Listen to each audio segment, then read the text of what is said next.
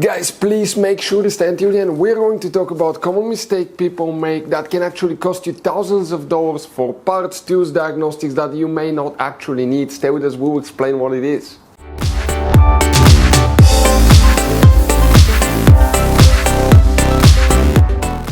Hey guys, welcome back to Auto Repair Guys. Super quick, very helpful video for any of you having a problem where the transmission is stuck in park, it cannot shift to drive, reverse or neutral on Mercedes C Class generation W205. If you have that problem, guys, please guys, do not waste your money on parts, tools, diagnostics until you watch that video, because it could be quite simple fix. We'll explain what we see quite often here at the garage.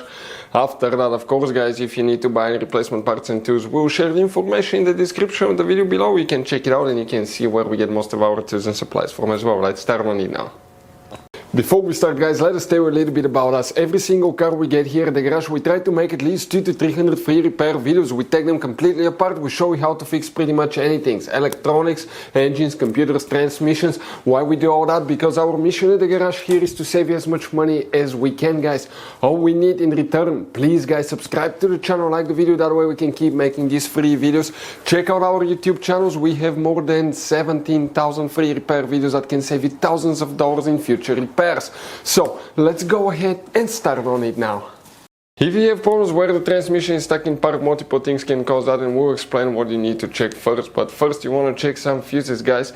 Okay, for the transmission control module, ABS traction control module, because that can cause it to be stuck in park as well, and other ones as well. So now come to show you guys where you can find them. Quick advice from us: 9 out of 10 owners of that Mercedes do not know there will be up to 7 different hidden fuse boxes in it. That's why I made a special video on our YouTube channel that's called Mercedes W205 fuse box location and diagram video that can save you thousands of dollars in repairs.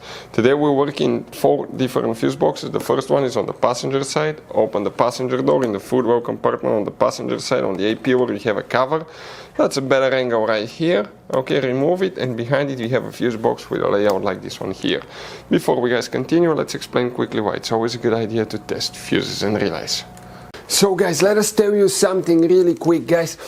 People make one common mistake. They never test fuses, relays. They look at them and they assume they're good. At that point, they think they have a good fuse or relay, and they start replacing modules, computers, parts that can cost you thousands of dollars in repairs, guys.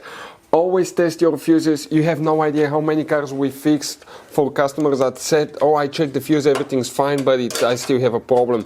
Now, some fuses are super hard to see if they're burnt or not. Some of them will be really easily accessible. You can clearly see them, but there will be fuses that are not see-through, fuses that may look like they're not burned, but they're actually burned. And often, guys, you can actually even test these fuses. Okay, let me show you now without even removing them. But it's very important to know how to test different fuses and relays, and if you want to see how to do that, guys, we're going to put that link to a video in the description of the video below, how to test fuse, how to test a relay. Always check that. I want to emphasize that enough because it could be a really simple fix. Here, guys, we need to check one fuse. Start with it. That starting on the bottom, that's fuse 301, 2, 3, 304. This is one very important fuse, and we mentioned 4, but I think we'll be working 5 different fuse boxes. The next thing, okay, that we will need to do, we need to come to the driver's side, and when you do that, you need to remove that cover. Underneath you have another fuse box, guys, here, and specifically here we need to check fuse number 211. Not all models will have that one, but if you have it, it will be right here on the bottom. Depending on the transmission, you may have that fuse as well. After that, you need to go ahead and open the hood. When you open the hood, guys, facing the engine on the right side here is the main engine fuse box under that cover. Okay, you have 2 turning knobs, one here, one there. Turn it, lift the cover up, and underneath, okay, you're going to have a fuse box with a black lid. That black cover attaches with 2 Torx bolts. Remove them and you get that layout here, guys. Specifically here, what we need to check. Now, some models may have fuse 118, okay, right here, because that's 115, 16, 17, 18. And another thing that you may need to consider checking, guys, okay, now will be fuse 105. So that's 101, 2, 3, 4, 5. Some models will have that fuse too, depending on the year, model, and transmission. You will have this or not.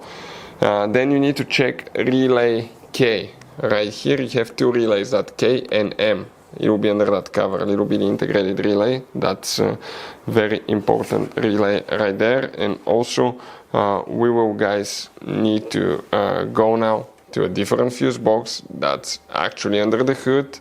But instead of here, you go to the positive jump starter terminal. Remove that cover. Underneath you will find a positive jump starter terminal. That's actually a Prefuse box. If you look on the other side, you have multiple cables, and if you open it, you will have something close like this one right here. Now, guys, right here you may have different options of a fuse box, but if you open it, I would recommend to check each one of these fuses. Okay, test them. They're easy to test, but mostly, okay, the fuses that we'll need to check is this one right here, the C terminals, and the one right here, that's a C2 as well. Okay, right there. Also, you will need to check some other ones too, guys, and we're talking about that's in completely different fuse box. That's on the inside, behind the glove box.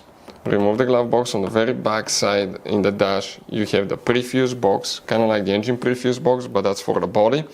If you open it, it looks like this one, and here we need to check specifically fuse number 10, which is this fuse right here, but test all of them since you're already here. Also, you may need to go to the trunk, open the trunk. Under the cover here on the right side you have another cover.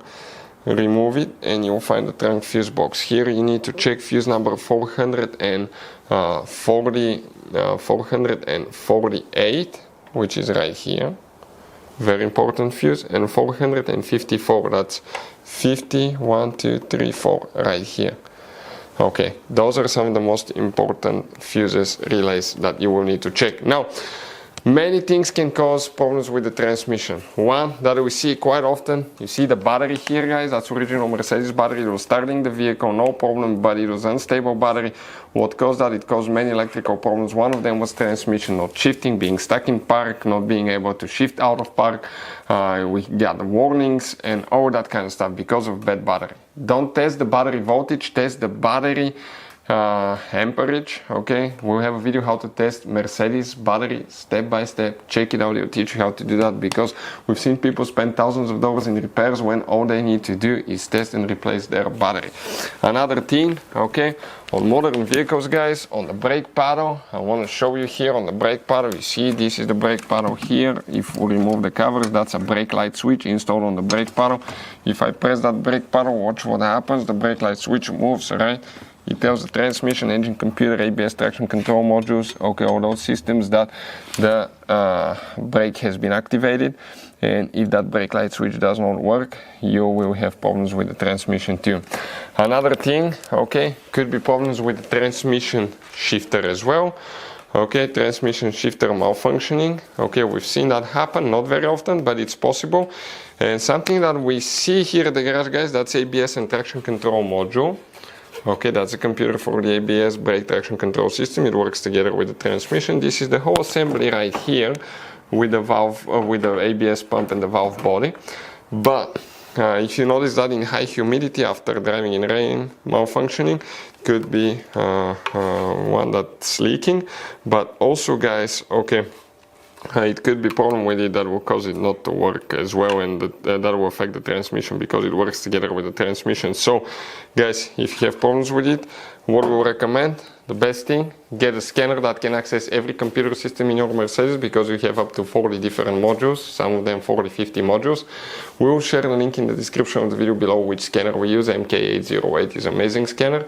You can read the codes and lead you to the right direction. Often when you have problems with the transmission, we'll throw a code and tell you exactly what's wrong with it that way, and you can easily fix it. But those are some of the most common things we see at the garage. Guys, quick advice. Now, that generation Mercedes, it has all kinds of different fuses and relays. I want to show you some of them. Those are super special ones as well, guys.